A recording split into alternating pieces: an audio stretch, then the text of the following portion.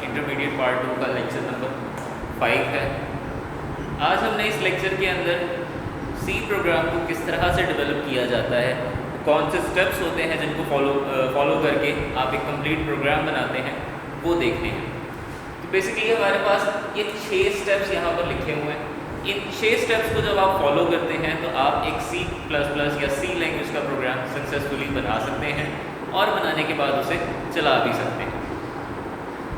सबसे पहला स्टेप सी लैंग्वेज का प्रोग्राम लिखने के लिए जो बहुत ज़रूरी है वो है इंस्टॉल अ कंपाइलर। सबसे पहले आपके सिस्टम के अंदर एक कंपाइलर इंस्टॉल होना चाहिए। कंपाइलर क्या है वो हमने इससे प्रीवियस लेक्चर में काफ़ी डिटेल से स्टडी किया था। मैं फिर से एक बार उसका ओवरव्यू दे देता हूँ। कंपाइलर आपके पास एक ऐसा प्रोग्राम होता है जो कि यूज़र से सोर्स कोड लेता है और उसे ऑब्जेक्ट कोड में कन्वर्ट करके मशीन को दे देता है। तो सबसे पहले तो आपके पास एक कंपाइलर इंस्टॉल होना चाहिए। इस कोर्स में पर्टिकुलरली हम टर्बो C++ पे काम करेंगे। ये टर्बो C++ जो है सी लैंग्वेज का कंपाइलर है जिसको गोरलैंड इंटरनेशनल कंपनी है उन्होंने बनाया था। तो आपने कंपाइलर इंस्टॉल कर लिया, आपके पास एक सॉफ्टवेयर आ गया जिसके अंदर आप अपना कोड लिख सकते हो सी लैंग्वेज का। नेक्स्ट यहाँ से आपके पास एक्चुअल प्रोग्राम की डेवलपमेंट स्टार्ट होती है। तो सेकंड स्टेप है creating and editing a C program. तो अब आपने क्या करना है, आपने उस कंपाइलर को ओपन करना है और कंपाइलर को ओपन करने के बाद एक प्रोग्राम जो है वो उसके अंदर लिखना शुरू करना है। जब आप प्रोग्राम कंप्लीट लिख लेंगे, अगर उस प्रोग्राम को कोई लिखने में मिस्टेक हो गई है तो आप उस प्रोग्राम को यहाँ पर एडिट भी कर सकते हैं। नया प्रोग्राम लिखने के लिए अब आपको क्या करना होगा, फाइल पे जाना है मेन्यू बार से। आपने ये देखें आपको यहाँ पर जो है वो कंपाइलर स्क्रीन नज़र आ रही होगी। जब आप कंपाइलर रन करेंगे तो इस तरह से आपके सामने एक कंपाइलर स्क्रीन आ जाएगी। तो आप क्या करोगे, ये फाइल लिखा हुआ है, ये उसके ऊपर मेन्यू बार है, सबसे पहला ये आइकन है फाइल का।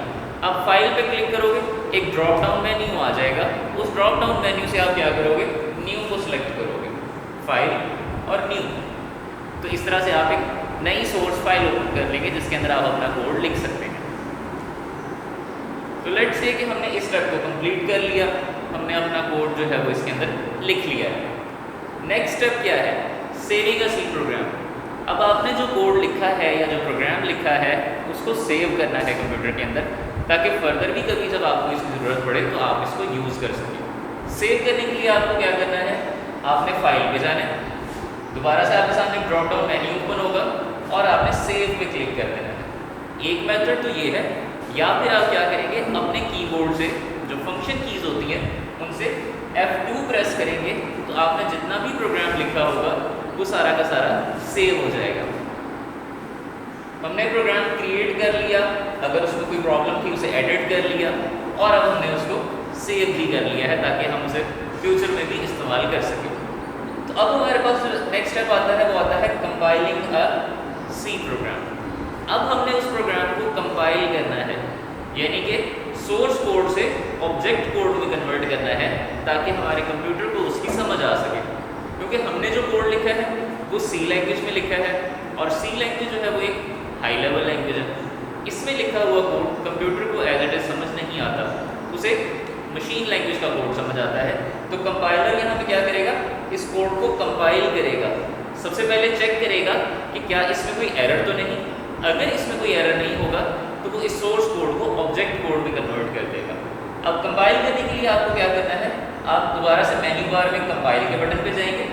जैसे ही इस पर क्लिक करेंगे एक ड्रॉप डाउन मेन्यू आएगा और वहाँ से आप दोबारा से कंपाइल को सिलेक्ट करेंगे तो आपका कोड जो है वो कंपाइल हो जाएगा। या फिर शॉर्टकट आपके पास आता है कीबोर्ड से ऑल्टरनेट का बटन प्लस F9। अगर आप ऑल्टरनेट और F9 भी प्रेस करते हैं तब भी आपका कोड जो है वो कंपाइल हो जाएगा।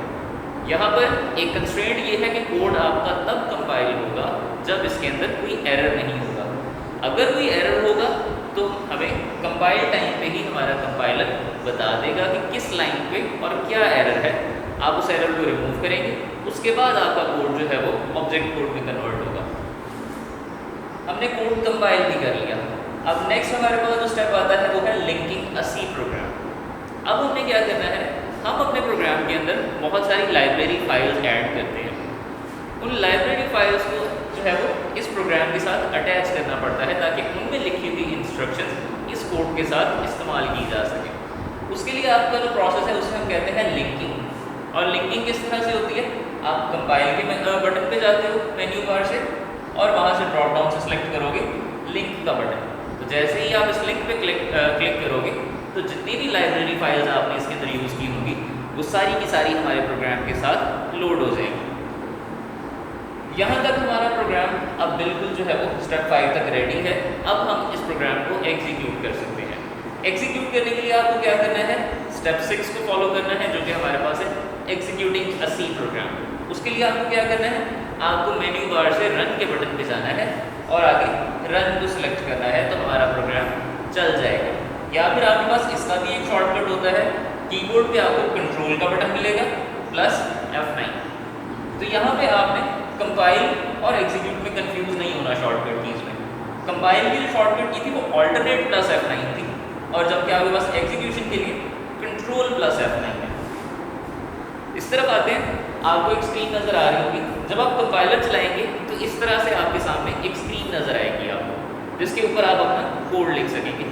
एक ब्लू बैकग्राउंड होगा इसका, उसके ऊपर एक मेन्यू बार होगी।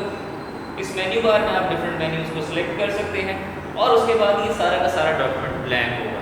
जैसे कि आप यहाँ से फाइल पे जाके न्यू पे क्लिक करेंगे, ये एक ब्लैंक डॉक्यूमेंट आ जाएगा और इस पूरे डॉक्यूमेंट पे आप अपना कोड लिख सकते हैं। जैसे कि मैंने यहाँ पे इसको कमेंट कर दिया योर कोड हियर, कि आप यहाँ पर अब अपनी मर्जी से कोई भी इंस्ट्रक्शंस लिख सकते हैं जिनके मुताबिक आप कंप्यूटर से काम करवाना चाहते हैं। नेक्स्ट लेक्चर के अंदर हम सी लैंग्वेज का एक सैम्पल प्रोग्राम देखेंगे, एग्जाम्पल उसकी डिस्कस करेंगे और बेसिक स्ट्रक्चर देखेंगे कि प्रोग्राम किस तरह से बनाया जाता है। अल्लाह हाफ़िज़।